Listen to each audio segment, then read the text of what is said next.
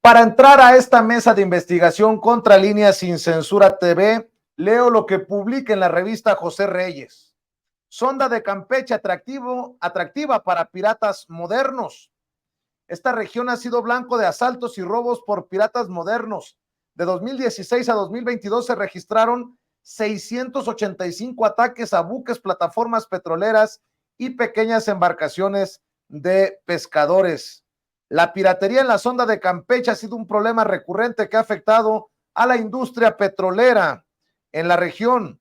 Ha representado pérdidas económicas a la nación e incertidumbre en la seguridad marítima del país, advierten los tenientes de fragata Juan Carlos Jarquín Pérez, Juan Manuel Clemente Xochicale y Pedro Damián Castellanos.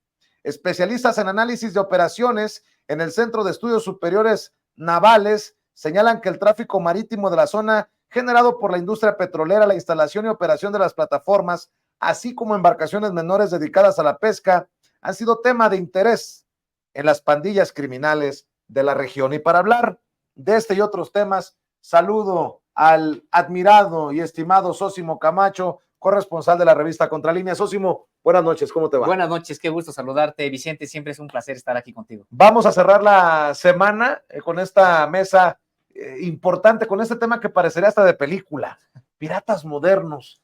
A ver, cuéntanos qué es lo que saben. Pues mira, Vicente, en efecto, pues son temas que son importantes, son temas de seguridad nacional que la verdad muchos medios no le entran. Agradezco mucho esta apertura para hablar de estos temas. En esta ocasión una investigación de José Reyes a partir de ya estos análisis que además provienen del Centro de Investigaciones Superiores Navales, el famoso CESNAP, que es de la Secretaría de Marina. Son precisamente integrantes de la Armada de México quienes tienen este mapa. Nos parece muy interesante este tipo de incluso de mapeo que hacen de la propia zona, y es que, Vicente, estamos hablando de la sonda de Campeche, hoy por hoy la más importante del país en materia pues petrolera. Hay que recordar que ahí hay 350 plataformas de petróleos mexicanos y eso te genera una actividad económica importante. Pues resulta, Vicente, que son más de 600 los ataques de estos grupos de la piratería que desde alta mar empiezan a ingresar a aguas nacionales, y bien comentas, pareciera que es un asunto del pasado, de alguna película. Pues no, tenemos hoy por hoy a piratas actuando de manera importante, no, por supuesto, algo que haya iniciado ahora, sino ya se viene arrastrando este problema desde hace tiempo, y me parece que hoy pues hay la oportunidad de atacarlo de manera frontal. Esto de los piratas modernos son términos que se utilizan por las autoridades navales, Sósimo. Sí, piratas modernos o incluso piratas. O sea, incluso nos encontramos en los propios documentos que les llaman precisamente así. ¿En qué sentido? Pues funcionan como los piratas de la Edad Media. O sea, en realidad son personas que utilizan naves, buques, etcétera. En este caso, muchas buques rápidos, lanchas rápidas, incluso pues para llegar a amedrentar, a asaltar a las propias plataformas petroleras, a pescadores también, que bueno, pues hacen su labor ahí en el mar, etcétera. ¿Y qué se roban? Pues ya veíamos desde, pues, robo de combustible. O sea, cuando hablamos de piratas que se llevan, que tienen la capacidad de saltar las plataformas petroleras de petróleos mexicanos, que además es información que no se sabe muchas veces en cuestiones incluso de seguridad, no se informa cuando ocurren este tipo de hechos. Aquí tenemos las estadísticas. Eso por un lado, y por otro, pues también pueden llevarse las propias pertenencias, en este caso de pescadores, pero es un problema que iremos viendo, Vicente, que sí es importante porque estamos hablando de 350 plataformas ahí, y que durante mucho tiempo pues se les dejó hacer a este tipo de grupos de la delincuencia organizada. Y la sonda de Campeche, para más o menos ir entendiendo, es una zona marítima ubicada en las costas de Campeche y de Tabasco, en esta zona de primordial importancia, y así lo ha destacado el presidente Andrés Manuel López Obrador para su gobierno. Y bueno, para este gobierno sobre todo, pero también por los yacimientos y las plataformas que vienen desde otros sexenios. 350 plataformas petroleras, las cuales se dedican a la exploración, extracción y producción de hidrocarburos en esa región. Me llama mucho la atención lo que escribe José Reyes. Los criminales abordan armados para robar equipos de respiración autónoma, equipos contra incendios, bombas, maquinaria especial y equipos electrónicos, así como pertenencias personales a los tripulantes, como equipos de cómputo, celulares y dineros. A eso llegan a las plataformas estos piratas modernos. Y a las embarcaciones, pero incluso, Vicente, pues llegan a robar equipo importante en materia de las plataformas. Por eso también hay que señalarlo, hay ahora un operativo importante en toda esta región, porque en todo esto, Vicente, de que cuando se estaba chatarrizando petróleos mexicanos y de que todo se estaba prácticamente vendiendo y que había una suerte de dejar que Pemex se muriera solito, pues también todo esto estaba abandonado. Fue precisamente cuando este tipo de organizaciones de piratas empezaron a adquirir gran relevancia en la región. Es algo que no se puede permitir ahora. ¿Por qué, Vicente? Es la misma región donde estará la nueva refinería de Dos Bocas. Se le considera parte de la zona de Campeche. Ya sabrás toda la actividad económica que se generará entre esta refinería y las propias plataformas petroleras. Entonces, en ese sentido, prácticamente es un plan para recuperar de este tipo de ataques a la propia zona de Campeche. Tuvieron acceso a el análisis, generación de radios de influencia y redes de flujo para combatir la piratería en la sonda de Campeche.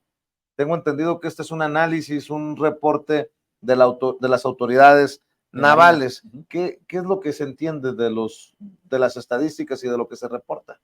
Bueno, Vicente, pues de entrada que hay zonas que se le llaman de influencia muy importantes. La mayor de ellas es la de los Acales, donde pues ahí es donde se han registrado el mayor número de lo que ellos así de manera textual llaman atracos, es decir, 326 por parte de piratas que señalan ahí en la región, y esto que cruza la Secretaría de Marina precisamente con también información de petróleos mexicanos. Y una segunda región concentra el mayor número de atracos, es la del complejo Plataformas Tizimines y Sinán, que han sumado 296 asaltos. Entonces, en realidad, Vicente, pues decíamos, se trata de algo que la propia autoridad mexicana ha señalado, y lo dicen porque además hay un plan, precisamente un plan para enfrentar esta situación que no se le puede permitir, porque, ojo, Vicente, toda delincuencia organizada, por definición, tiene apoyo de algún nivel de autoridad. Estos piratas que estuvieron ya actuando durante mucho tiempo ahí en la zona de Campeche y que, ojo, Vicente, también robaban combustible, pues era precisamente con anuencia de las autoridades de sexenios anteriores a algún tipo de nivel. Estamos hablando, Vicente, de una suerte de delincuencia organizada similar a la del narcotráfico en tierra, pero estos en alta mar.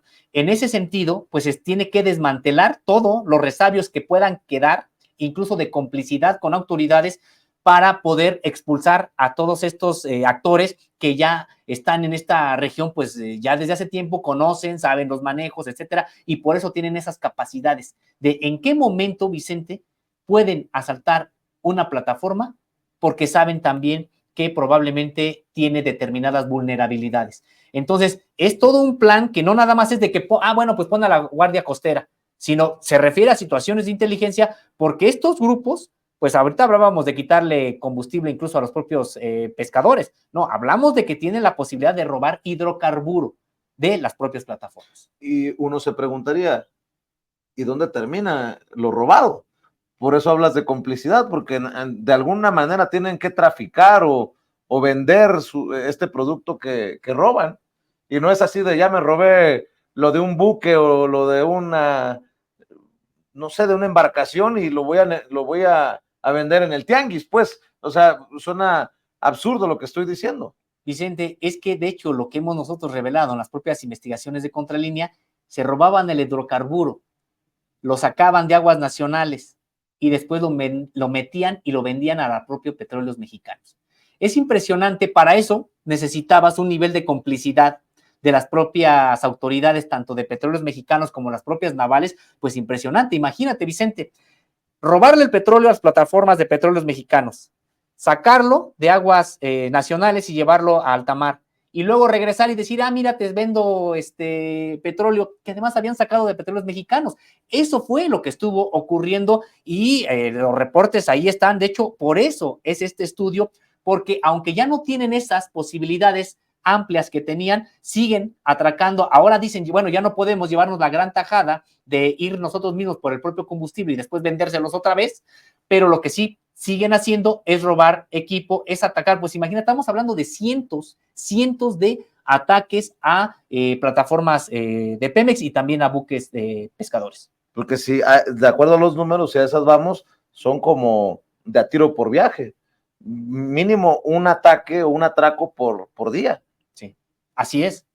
Oye, Sosimo, intento encontrar si hay también estadísticas de detenciones, porque hay estadísticas de atracos, pero ¿hay alguna efectividad para ponerle un freno a estos personajes? Mira, la verdad es de que este informe no los tiene, porque este informe precisamente no se hizo como para mostrar a los medios de comunicación, sino es un plan de inteligencia que genera la propia Secretaría de Marina, y sí nos encontramos los datos, estos de cuántos son, pero no de detenciones. Pero tenemos que también recordar algo, Vicente. Pues recientemente tú recordarás que en alta mar, en aguas nacionales ya, se detuvo a integrantes del crimen organizado con paquetes de cocaína y que una jueza determinó que tenían que ser liberados porque no los habían detenido en tierra. Ese tipo de, entre comillas, pequeñeces de las leyes, los recovecos, y que de hecho en una conferencia de prensa matutina fue objeto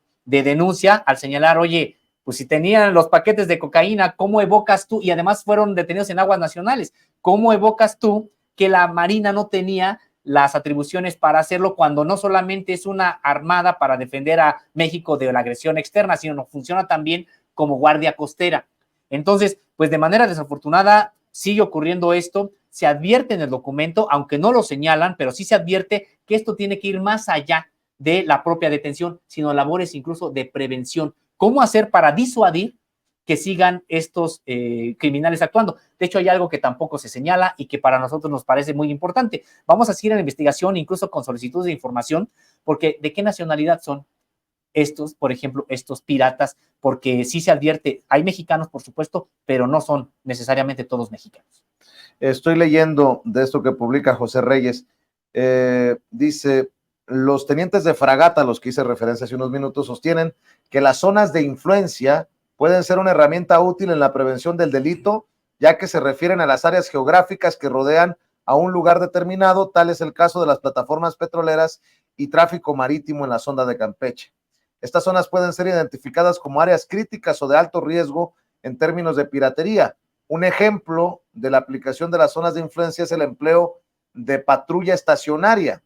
La colocación de una patrulla oceánica en conjunto con un trinomio, buque, interceptor, helicóptero, sería ideal para zonas alejadas de la costa, como es el caso del complejo de los Acales, en donde la autonomía desde un puerto base de una interceptora o helicóptero se reduce en cuestión de combustibles. La cobertura de esta zona estaría completa por la vigilancia estacionaria de las 3 unidades operativas. Bueno, lo que a mí me queda es que ven con preocupación esto de la piratería, que están buscando cómo hacerle frente. No sé si ya esté implementado o esté en propuestas todavía esto que acabo de leer. Está ya implementado, en específico esto que acabas de leer todavía está en fase de propuesta, pero ya hay un despliegue, digamos, de disuasión importante que precisamente ha llevado a desplazar a estos grupos. Sobre las estadísticas, de manera puntual, podría decirte, Vicente, que de estas más de 600 ataques piratas en contra de plataformas de petróleos mexicanos y contra buques, incluso de pescadores, el mayor número, como decíamos, está en los Acales con 326.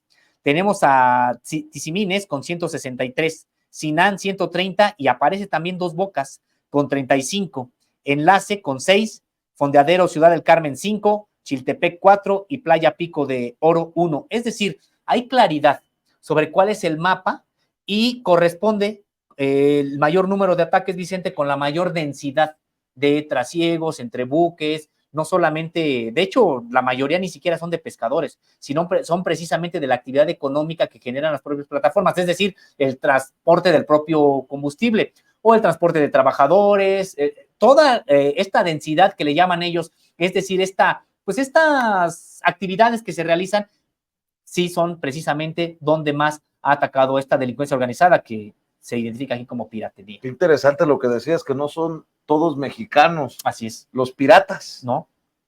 De hecho, no se advierte, ojalá hubiera también información más al detalle en ese sentido, porque lo que decíamos, lo que les interesa en este caso a los quienes hicieron este informe, pues era plantear de qué manera se va a enfrentar este problema que sangra las propias, no solamente las personas, me refiero la propia economía del país. Estamos hablando de las autoridades navales, sí. Estamos hablando de Pemex, estamos hablando de muchas instituciones y de muchas entidades pues afectadas, en este caso, e interesadas en resolver esto de casi 2 ataques al día, sí. por los números, así lo menciono.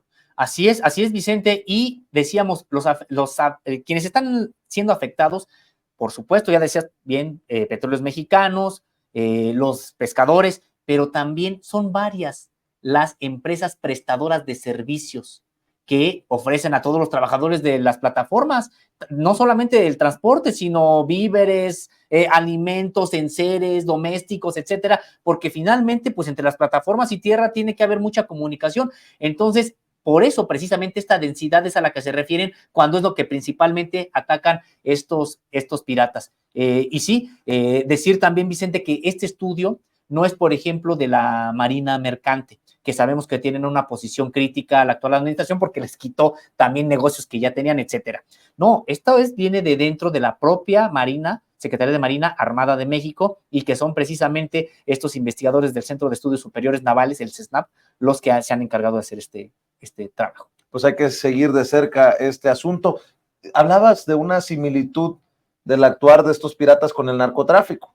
Bueno, ya que vamos a hablar también de esto, ¿por qué no hablamos de los intereses y los objetivos de esta gira del presidente Andrés Manuel López Obrador al sur?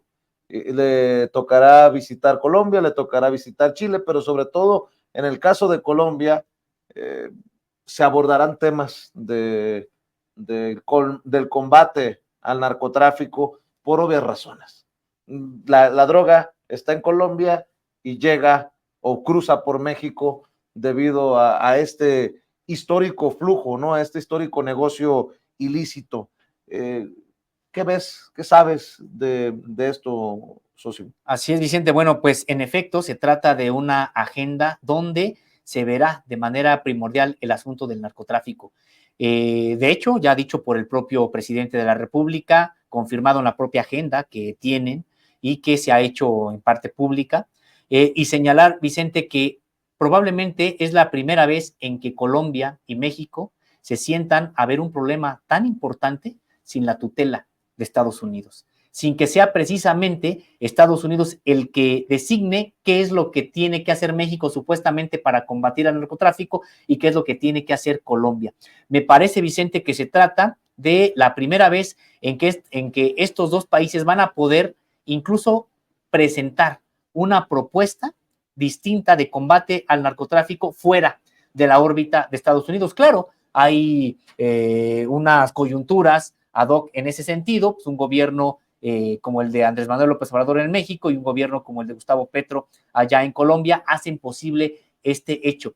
Pero recordar pues también, Vicente, las experiencias que han tenido los dos países, y las experiencias de los dos países pues no han sido muy gratas con respecto de esta tutela que ejerció Estados Unidos durante mucho tiempo en materia, en los dos países, de combate al narcotráfico.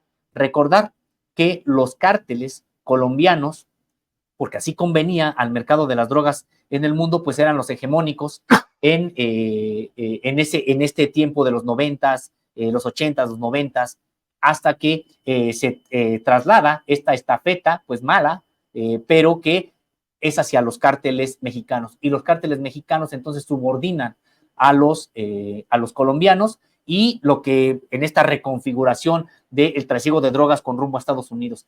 Y ojo, me parece, Vicente, nosotros hemos publicado informes del cártel que se da cuenta de informes de inteligencia del cártel de Sinaloa y el cártel Jalisco Nueva Generación actuando de manera muy clara, muy específica en Colombia. Me parece que de lo que se trata precisamente es incluso de compartir información sobre los mismos grupos de la delincuencia que ya están allá precisamente en Colombia.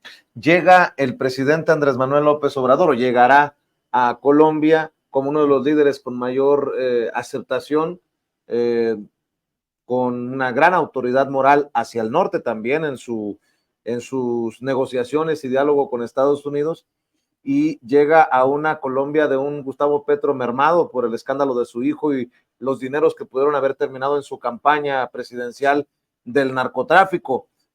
Por ahí también va a ser interesante el tono y las formas y los acuerdos, los mensajes que salgan de esta agenda y de estas reuniones, Socio. Me parece incluso, Vicente, que el propio presidente, Andrés Manuel López Obrador, va a respaldar, o sea, le interesa de manera clara llevar este respaldo. Ya lo comentabas, el presidente mexicano tiene autoridad moral, no solamente ante el pueblo mexicano, por supuesto, sino incluso lo ven como una suerte de, pues de esperanza, incluso en varios sectores del propio continente latinoamericano, y me parece que va con ese respaldo a generarle al propio Gustavo Petro. El presidente de la República ya en una conferencia de prensa matutina pues dijo que sí, que lo respaldaba, no obstante de estos problemas que en efecto tiene su hijo, y que pudieron haber sido incluso generados desde que, con esa conciencia de que algún día se los cobrarían al propio hijo, y hoy se están utilizando en contra de Gustavo Petro. Ahora, me parece importante también, Vicente, pues señalar que la propia Secretaría de la Defensa Nacional ha tenido claridad sobre el papel que ha estado jugando el cártel de Sinaloa y el cártel Jalisco Nueva Generación en el trasiego de droga, que incluso ya no pasa por México. Ya nosotros habíamos comentado en este espacio cómo el cártel Jalisco Nueva Generación y el cártel de Sinaloa, las dos organizaciones criminales más importantes de este, con asiento en México, han podido incluso sacar de México el grueso de operaciones que, por ejemplo, van con rumbo a Europa. Hay que recordar que son estos cárteles mexicanos los que tienen la posibilidad realmente de distribuir en Europa grandes cantidades de drogas, no solamente de cocaína, pero bueno, principalmente cocaína, y que ya ni siquiera utilizan territorio mexicano, sino prácticamente es Colombia, y me parece que por eso es por lo que les interesa reunirse. Y la otra parte importante, sin la tutela de Estados Unidos, porque Estados Unidos es el creador, digamos, de una política fallida que nos dejó a un gobierno en México como el de Felipe Calderón y a un gobierno en Colombia como el de Álvaro Uribe. ¿Cuántas coincidencias precisamente entre los dos países en la manera en que abordaron el narcotráfico bajo la tutela de Estados Unidos? ¿Y cuántas coincidencias, Vicente, también en lo que ocurrió con las respectivas sociedades? ¿Qué pasó en Colombia y qué pasó en México? Pues tuvimos a grupos del narcotráfico muy bien armados, grupos de narcotráfico. Si aquí nosotros tenemos al cártel de Sinaloa y al cártel Jalisco Nueva Generación, pues ellos tuvieron al cártel de Cali, al cártel de Medellín. Si tuvimos liderazgos como el Chapo Guzmán, pues ellos tienen, por supuesto, también a Pablo Escobar, etcétera. Es decir, prácticamente un guión, un espejo, México-Colombia, sobre cómo prácticamente no se debe de enfrentar este problema del narcotráfico, creado precisamente por Estados Unidos. Y hoy también lo que anunció el presidente de la República es que se enfrentarán, se llegarán a acuerdos, dijo el presidente, no solo en materia de cómo combatir al narcotráfico en sus efectos, sino también en sus causas. Hoy el presidente de la República dijo que evaluará de qué manera se pueden implantar programas sociales también allá en Colombia, pues en una suerte de cambiarle el discurso al propio Estados Unidos, ojo, sin su tutela. Y es importante, ¿por qué? Porque Colombia prácticamente pues es la base militar de Estados Unidos, o era, en América Latina. Y esto se está haciendo, se están saltando prácticamente su permiso. Por supuesto que Estados Unidos para nada está a gusto con este encuentro entre México y Colombia para enfrentar el narcotráfico en algo que no es auspiciado precisamente por ellos. Qué interesante, porque el análisis de la visita, como parte de la cobertura, tenemos que llegar a definir el gran fracaso de Estados Unidos y cómo representa ese fracaso el tema Colombia y el tema México en esto de luchar contra las drogas o la guerra contra las drogas, como se les llamó. El plan Colombia, el plan Mérida en el caso de México, y cómo incluso esta relación Colombia-México sin la autoridad moral en otros gobiernos resultó desastrosa. Acuérdate de cuando trajeron al general Naranjo, ese caso es de llamar la atención. Pues es que imaginen, por eso decíamos es un espejo, Vicente, pues es que pudo venir ese general aquí, pues por el tipo de gobiernos también que había, la política que habían abrazado. Fue en tiempos de Peña Nieto, ¿no? Sí, sí, de Peña Nieto, así es, a principios del sexenio de Peña que Nieto. para que nos ayudaran en temas de seguridad ¿no? Combate al narcotráfico. Pero, y vaya el gobierno que ellos tenían, o sea, finalmente pues era esta visión, y por eso decíamos, hay una coyuntura pues que no sabemos cuándo se volverá a repetir, porque está complicado lo que está ocurriendo también allá, pero hay una coyuntura precisamente para decir, a ver, mira, somos prácticamente dos países espejo, víctimas de la política de supuesta guerra contra el narcotráfico que impone Estados Unidos. Y si en un momento le tocó a Colombia el que pusiera los muertos así de manera masiva, etcétera, en otro momento le tocó también a México. Y ya decíamos, Vicente, en Colombia hay que recordar por qué fue epicentro ahí de la supuesta guerra contra el narcotráfico,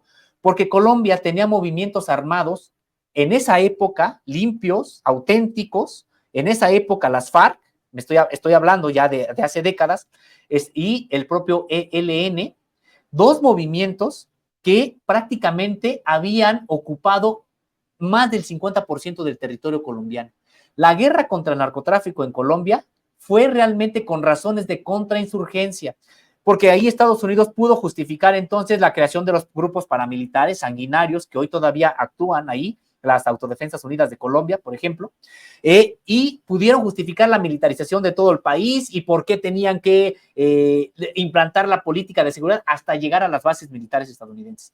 Ese era el camino de México. Ese es el camino que pactó Felipe Calderón cuando también se hizo con una suerte de contrainsurgencia. Felipe Calderón no se podía parar en ningún lugar porque era repudiado. Todo el mundo sabía que había llegado a la presidencia de la República mediante un fraude monumental, probablemente superior al de Porfirio Díaz en 1910.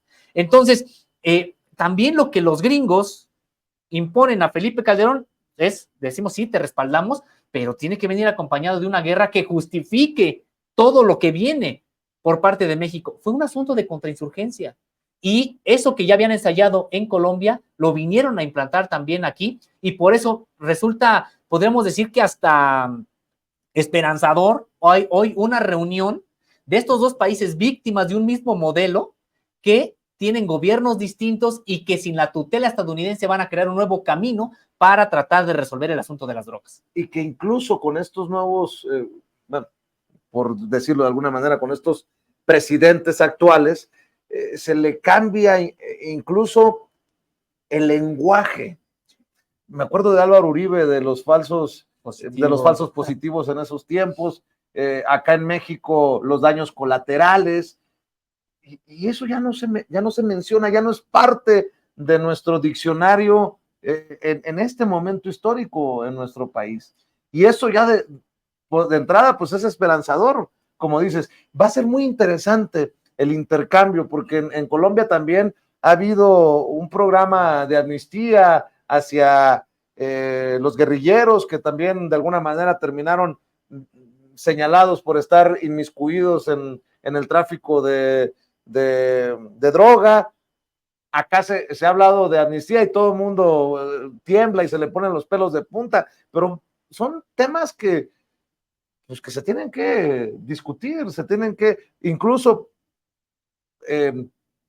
tratar de recibir esas experiencias para poder avanzar allá y acá. De hecho, Vicente, me parece que los medios de comunicación no todavía han aquilatado el peso específico que va a significar en toda la región, porque están atacando el corazón de una política intervencionista estadounidense en toda la región que fue el pretexto de la guerra contra las drogas. Aquí no están hablando de que, a ver, necesitamos, no, el diálogo no es, a ver, cuántos soldados necesitamos, cuántas municiones, aquí de lo que se va a hablar es de que siempre estuvo el enfoque mal y que de lo que se trata es de atacar las propias causas, y de lo que se tiene que hablar entonces son de programas sociales. Y claro, también en materia de inteligencia pues van a ver de qué manera le cierran las rutas, por ejemplo, de trasiego, de qué manera se interceptan mejor, qué tipo de radares, etcétera. Por supuesto que es algo inherente de lo que se tiene que hablar, pero no es el peso.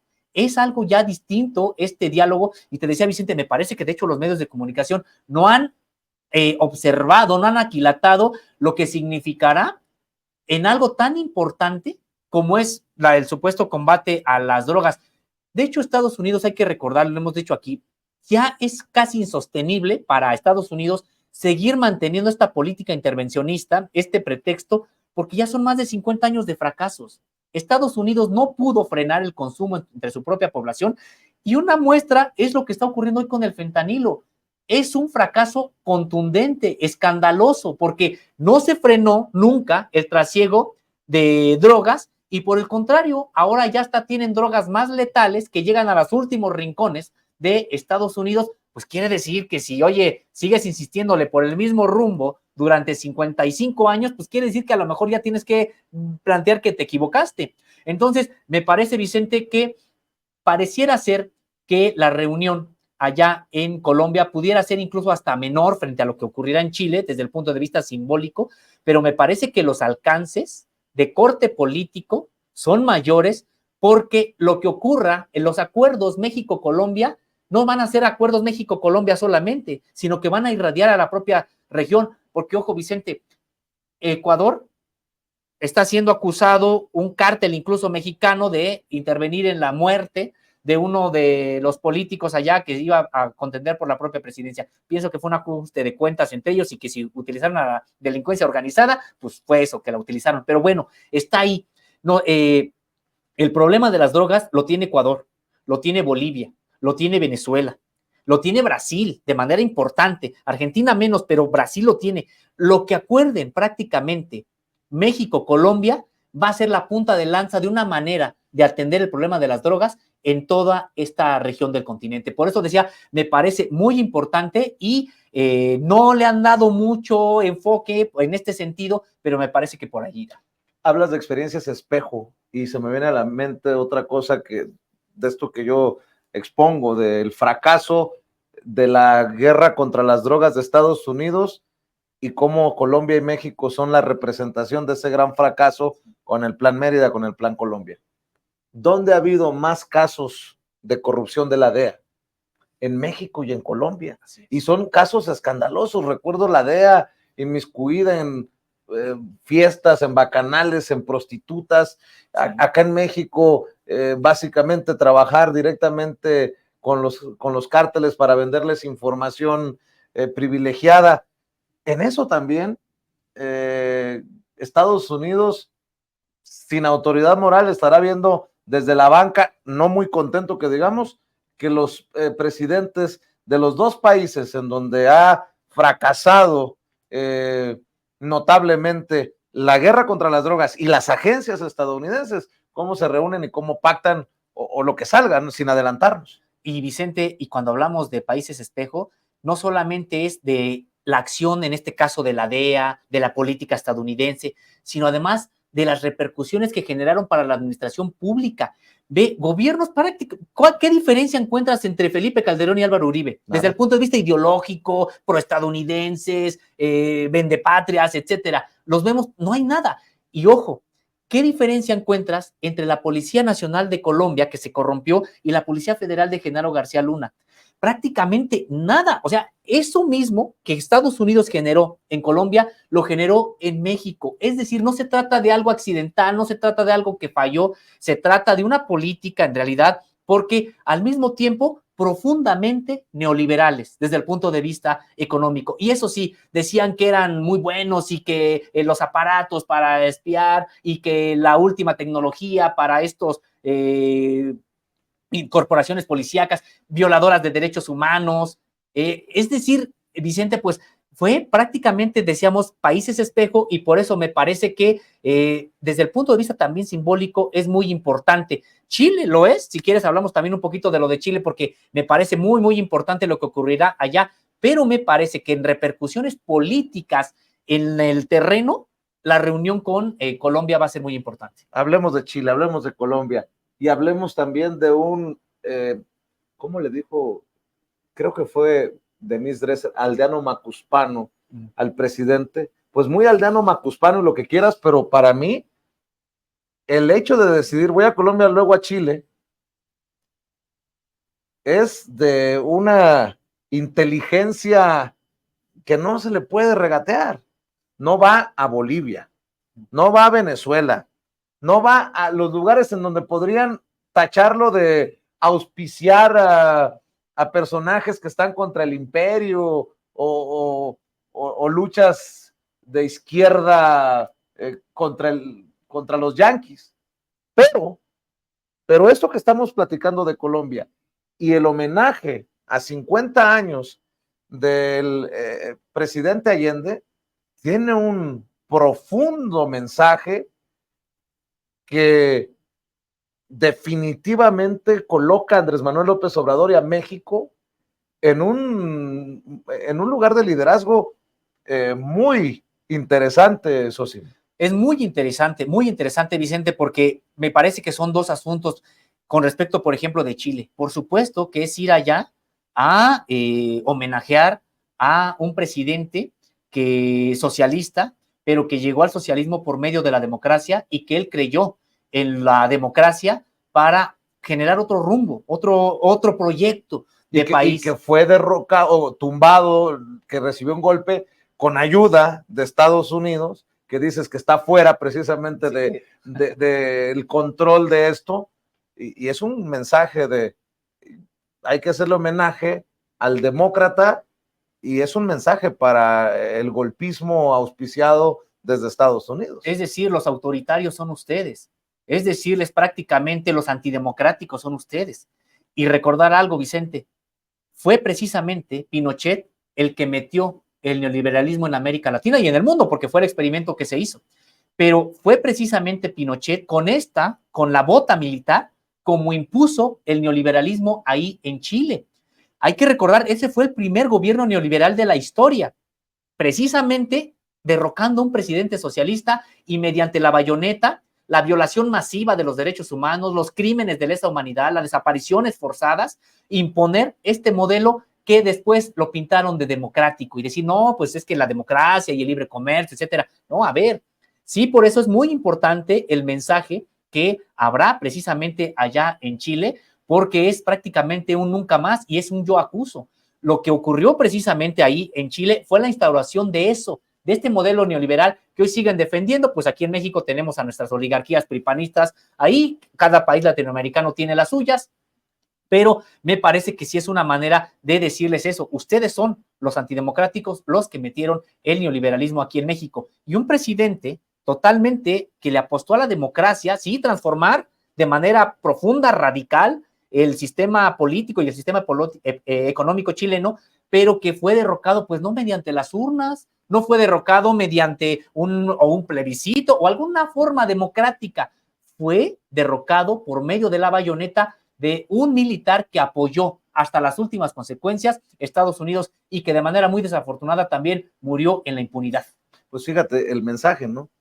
Voy al lugar o al país en donde se instaló a bayoneta limpia el neoliberalismo y vengo a decirles que estamos desapareciendo el neoliberalismo, estamos luchando contra el neoliberalismo de forma democrática y con el pueblo de nuestro lado.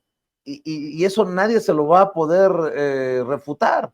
La lista de los presidentes, de los líderes mundiales, está encabezada por Narendra Modi de India y en ocasiones Andrés Manuel López Obrador en segundo o en tercero, más en segundo que en tercero.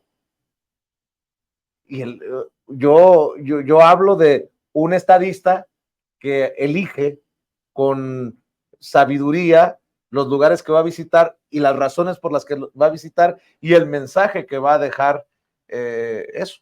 Y ahora un mensaje también que me parece muy importante, Vicente, pero que todavía está por verse cómo se acomodará, pues es precisamente la relación con los otros jefes de Estado que también vienen de luchas importantes. Es decir, estamos hablando de Lula, de Luis Ignacio Lula da Silva, estamos hablando del propio Alberto Fernández con todos los problemas que tiene Argentina y lo que sabemos que puede ocurrir también allá. Recién incorporado al BRICS. Hacia allá iba, porque por supuesto están estos liderazgos importantes, pero también hay que recordar algo. Andrés Manuel López Obrador no fue de la idea de crear un área de libre comercio para los pueblos de América a semejanza del ALBA. Dijo Andrés Manuel López Obrador que por razones de geopolítica, de geografía incluso, mera geografía, México iba a seguir con el Telecán, y les proponía a los demás países de América Latina generar un tratado de libre comercio no abusivo con todo el continente. Y prácticamente pues dijeron no, y recordarás que se suspendió la cumbre que iban a tener Brasil, México, Argentina, estaba todavía incluso Uruguay, Perú, que todos estos países iban a tener, y prácticamente se suspendió. Y muchos dijeron, ¿por qué se suspendió? Porque no hubo acuerdo, porque en efecto Brasil pues le apuesta todo, ya vemos al BRICS, y el BRICS, Vicente, se convierte en un polo que viene a disputarle de manera clara en los hechos, no en el discurso, en los hechos, la hegemonía de Estados Unidos. Hay que recordar que está China, está la India. No solamente se trata de los países más poblados del mundo, se trata de países con un desarrollo tecnológico ya impresionante, que incluso en el caso de China ha dejado ya atrás en algunos aspectos a Estados Unidos. Y en el caso de la India, pues recordarás que en días pasados ya alunizaron también, ya tuvieron la oportunidad de llegar a la luna. Estamos hablando de economías muy, muy competitivas que ya están rebasando a la estadounidense, y hablamos también de, en el terreno militar, tienen no solamente a China, que es una potencia nuclear, sino tienen al ejército ahora ruso también, porque está Rusia ahí, con el segundo ejército más poderoso del mundo. Entonces, Vicente, va a ser importante el diálogo que establezca el presidente mexicano con Brasil y con Argentina, que dicen ellos, seguimos siendo hermanos y todo, pero ustedes están en el BRICS y nosotros estamos en el otro polo hegemónico, que es el de América del Norte. Nada más para el contexto: Argentina, Egipto, Etiopía, Irán, Arabia Saudita, de los nuevos miembros del BRICS, que lo que, en otras palabras, es una desdolarización de las economías, que va precisamente en ese sentido contrario a lo que proponía para nuestro continente el presidente Andrés Manuel López Obrador, quien siguió defendiendo el uso del dólar por obvias razones. A México nos toca. De llamar la atención también la conversación, el diálogo entre Andrés Manuel López Obrador y Gabriel Boric, el presidente de Chile. El presidente Andrés Manuel López Obrador no le dio la presidencia de este grupo del Pacífico a Perú, a Dina Boluarte, por el golpe de Estado contra Pedro Castillo. Se lo da a Boric, y Boric decide dárselo a Dina Boluarte. Algo que está ahí para el análisis. Y digo, nada más por no dejar, pues después vimos a Lula abrazado de Dina Boluarte, y hemos visto ahí cosas extrañas hacia Latinoamérica que en ocasiones son difíciles hasta de analizarlas. Sí, es que también el contexto individual de cada país a veces me parece hace que nosotros no entendamos, y no tenemos a veces, por supuesto, para nada que justificar, sino a veces tampoco comprendemos este tipo de recovecos que hay en las propias relaciones, porque ellos también de momento dicen, pero México, ¿por qué en vez de jalar con nosotros estás jalando con Estados Unidos? Es decir, me parece que con todo, Vicente, con todo y esto, que las desavenencias que podemos ver, yo creo que se sientan de todas maneras las bases para una mayor integración de América Latina, con todo y estas disfunciones que podemos ver de los propios gobiernos, y me parece que por eso esta gira también es tan importante, porque México va a estar ahí. Ahí va a estar precisamente con todo esto que ya tú mencionabas, con toda esta carga de autoridad moral que puede tener el presidente mexicano, va a estar ahí. ¿Qué propuestas? No solamente las del combate al narcotráfico, sino incluso de carácter de integración latinoamericana se podrían generar. Yo sí tengo expectativas con eso, por más de las diferencias que hay. Hoy hay más coincidencias que hace 10 años de los países latinoamericanos. A ver si no termina dándonos una sorpresa el presidente, que esos programas sociales que en la derecha mexicana los conservadores escupen y buscan hasta ridiculizar, termina dejando ahí la semillita en Colombia o en Chile, ¿no? Si ya empezamos en Centroamérica con jóvenes construyendo el futuro y sembrando vida, pues, ¿por qué no? Sí, pues sí. Y entonces sí, ¿qué van a decir? ¿Que Andrés Manuel López Obrador es un loco, que es un no preparado? ¿Qué? O sea, ¿qué? No, es que es el colmo que le regateen hasta lo que es evidente.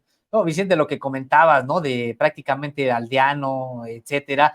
Pues oye, como si, oyes, ellos qué mucho mundo, y me refiero a que habría que ver qué tipo de viajes son los que realmente realizan como para querer dar lecciones a veces de que ellos conocen, ellos saben. Oye, hace unos días en la mañanera, a pregunta de los corresponsales, pues me voy a ir a caballo, burlándose el presidente, sí, porque estaba más preocupado en si se va a ir en un avión comercial o si se va a ir en un avión de la Fuerza Aérea. Increíble. Por eso es que estos periodistas, Vicente, pues no pueden ni siquiera enfocar la magnitud de lo que podrá dialogarse en Colombia, porque ellos están viendo en qué se va a ir el presidente, y por eso el presidente dice, pues igual y me voy en caballo, ¿no?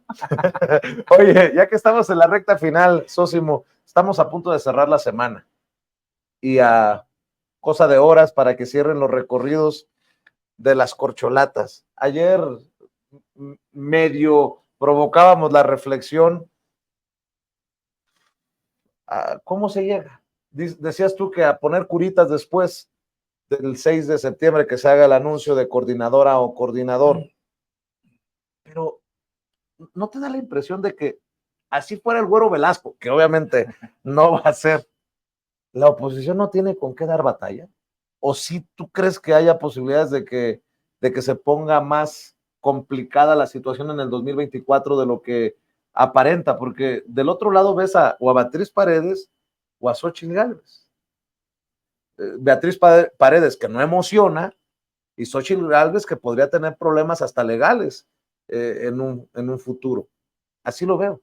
Así es, Vicente, pues es que no pueden dar ningún tipo de problemática al candidato o candidata de Morena desde el punto de vista legítimo, legal, pero sí pueden dar problemas, Vicente, porque ellos están acostumbrados a jugar rudo, a jugar sucio, a romper la ley, y ya lo están demostrando.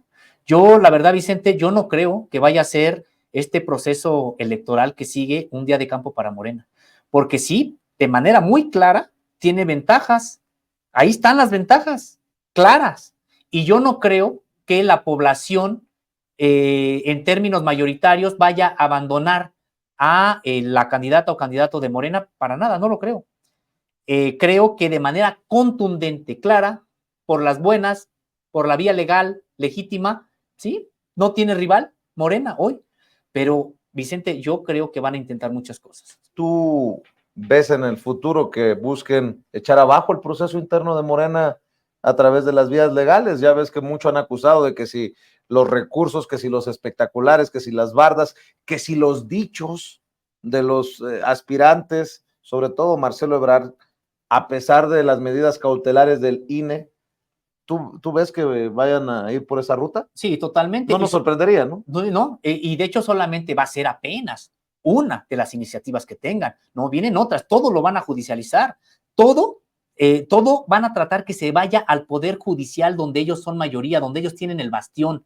Pues ya veíamos lo de este ministro presentando una propuesta de resolución para destituir al presidente e incluso procesarlo.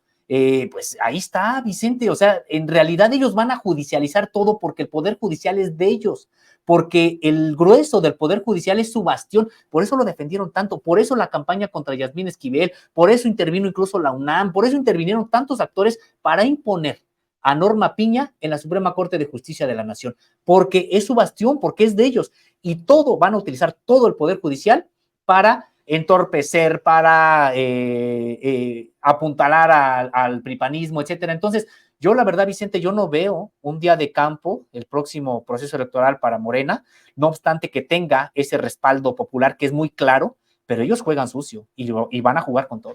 Por cierto, hablando del presidente, dice, ya definido el proceso, con permiso me voy unos días a Sudamérica y ahí los dejo, poniéndose las curitas, lamiéndose las heridas, pero el presidente se va casi inmediatamente después de que se haga el anuncio. Así es. ¿A quién le entregará, dice él, la estafeta, no? Sí, de la coordinación, dice él, de la defensa de la 4T. Pues sí, se va el presidente y decíamos, y vaya tarea que va a tener, pues quien quede precisamente como coordinador o coordinadora de la 4T, vaya tarea que va a tener, porque por seguridad de él o ella misma, tiene que activar al propio partido a que se ponga las pilas y a que generen la manera de cohesionar a grupos que, de no ser por el presidente de la República, estarían separados.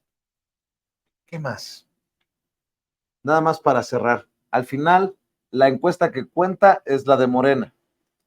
¿Cómo has visto esta guerra de encuestas? ¿Qué si el Universal? ¿Qué si el Financiero? Yo digo, ¿y por qué le estamos prestando atención a las encuestas de los medios que se han convertido en zancadilla para el presidente de esta cuarta transformación? No lo sé, pero bueno, muchos dicen que es un reflejo, que a lo mejor se tienen que tomar en cuenta, que no, algunos consideran que son esfuerzos pagados, anímicos, diría Adán Augusto.